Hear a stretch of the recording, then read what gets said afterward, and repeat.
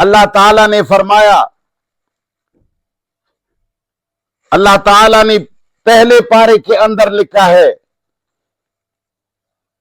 کہ فَوَيْلٌ لِّلَّذِينَ يَكْتُبُونَ الْكِتَابَ بِأَيْدِيهِمْ ثُمَّ يَقُولُونَ هَٰذَا مِنْ عِندِ اللَّهِ، کہتے ہیں ہلاکت ہے ان ہاتھوں کے لیے جو اپنے ہاتھوں سے کتاب لکھتے ہیں، پھر کہتے ہیں یہ اللہ کا کلام ہے، یہ پیغمبر کا کلام ہے، یہ امام معصوم کا کلام ہے۔ یہ سارے سنی اور شیعہ اسی چیز میں گھرے ہوئے ہیں کہ ان کے مولویوں نے کتابیں لکھ کر کے ائمہ معصومین کے ذمہ لگا دیا کہ یہ انہوں نے پسند فرمائے۔ ائمہ اہل بیت، ائمہ معصومین یا علماء یا مشائخ، خواہ تم کچھ بھی سمجھتے ہو، یہ سارے کے سارے اللہ کے بندے اور غلام ہیں۔ ان کا نہ کوئی اختیار ہے، ان کا نہ اللہ کے سامنے کوئی بس چلتا ہے، یہ اللہ کے مملوک اور غلام ہے۔ انہوں نے کتابیں لکھ کر کے ان ائمہ معصومین کے پیچھے لگا دیا اور ان کو بھی بدنام کیا، پیغمبر کو بھی بدنام کیا کہ انہوں نے یہ حدیثیں لکھی ہیں۔ پھر ان زمینوں میں مولویوں کے لکھی ہوئی روایات کو قرآن پر مسلط کر کے قرآن سے اپنی فہم کے مطابق، خواہش کے مطابق معنی نکال لیے گئے۔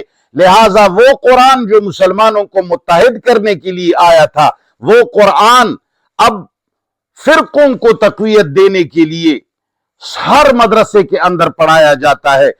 دیوبندیت کو پانی اور تقویت یہی قرآن دیتا ہے، بریلویت کو پانی اور تقویت اور غذائیت یہی قرآن دیتا ہے، شیعیت اور ان کے اندر سارے فرقوں کو پانی اور تقویت یہی قرآن دیتا ہے، سنی اور اس کے تمام فرقوں کو یہی قرآن دیتا ہے۔ یہ کیسا قرآن ہے جو سارے گندے پودوں کو سکھانے کے لیے اور اللہ تعالیٰ کی صحیح فصل اور اللہ تعالیٰ کی صحیح غذا کو تقویت دینے کے لیے آیا تھا۔ اب وہ قرآن سارے گندے پودے، اچھے پودے، سب کو پانی دے رہا ہے اور غذائیت دے رہا ہے۔ یہ قرآن کے ساتھ زبردستی کی جا رہی ہے۔ قرآن نہ بریلوی ہے، قرآن نہ شیعہ ہے، قرآن نہ دیوبندی ہے، قرآن نہ سنی ہے، قرآن نہ پنجپیری ہے، قرآن کا کسی فرقے سے تعلق نہیں۔ قرآن اللہ کا کلام ہے، اسلام کا دستاویز ہے۔ مگر افسوس کہ آج وہی قرآن ہر مدرسے میں ان کی بولی بولتا ہے۔ اس لیے جس طرح کے ہمارے ادارے کسی ملزم کو پکڑ کر کے اتنا مارتی ہے کہ وہ ملزم پھر پولیس کی بولی بولتا ہے، پولیس ان سے کہلواتا ہے کہ تم کہو کہ ایسا ہوا تھا، وہ کہتا ہے کہ میں نے بالکل دیکھا ہے ایسا ہوا تھا، وہ قسمیں اٹھا کے کہتا ہے کہ ایسا ہوا تھا، حالانکہ وہ اس ملزم کا دلی بیان نہیں ہوتا، زبردستی لیا گیا بیان ہوتا ہے۔ ٹھیک اسی طرح اس قرآن کریم کو ہر مدرسے کے اندر، ہر مکتب فکر کے اڈے کے اندر، ہر مسجد کے اندر، ہر ماتم خانے کے اندر، ہر گرجے کے اندر، ہر بت پرست شخصیت کے کمرے کے اندر اس قرآن کریم کو غیر اللہ کی کتابوں کا ریمانڈ دیا جاتا ہے، غیر اللہ کی روایات کا ریمانڈ دیا جاتا ہے۔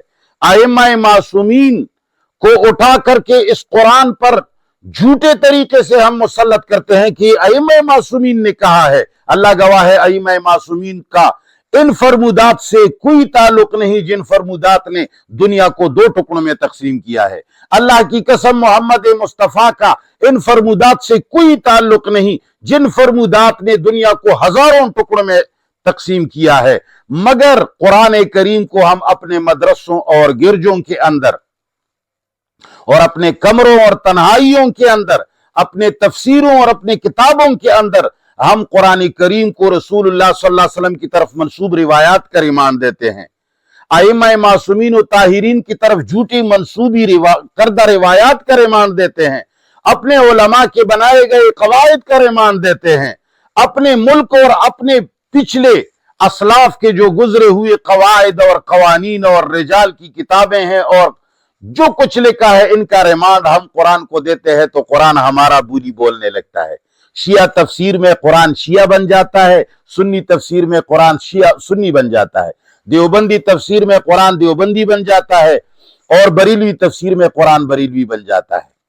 شیعوں کے ہر مکتب فکر کے اندر اپنی اپنی بولی قرآن بولتا ہے۔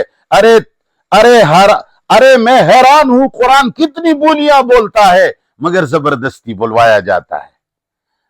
عوام سے درخواست کرتا ہوں، شیعہ سنیوں کی عوام سے درخواست کرتا ہوں، اللہ کے لیے قرآن کو سارے پابندیوں سے پاک کرو۔ سارے زمین پر لکھی ہوئی کتابوں، ائمہ معصومین ہو، طاہرین ہو، انبیاء ہو، سب اس قرآن کے غلام ہیں۔